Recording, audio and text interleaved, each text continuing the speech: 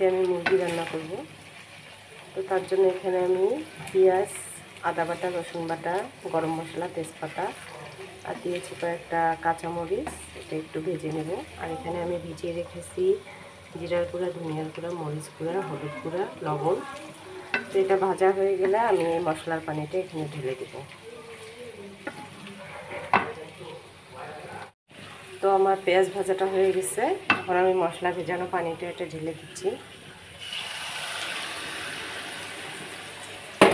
এটা কিছুক্ষণ কষিয়ে নেব, এরপরে আমি মুরগির মাংসটা দেব।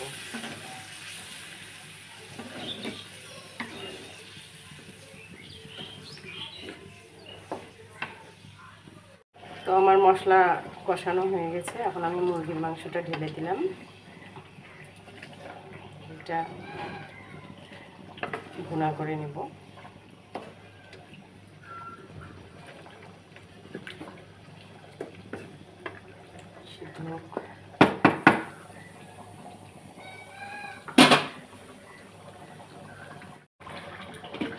তো আমার মুরগি ভুনা কমপ্লিট।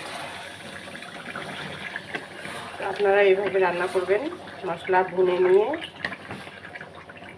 কষিয়ে রান্না করবেন, দেখবেন যে অনেক টেস্ট হয়।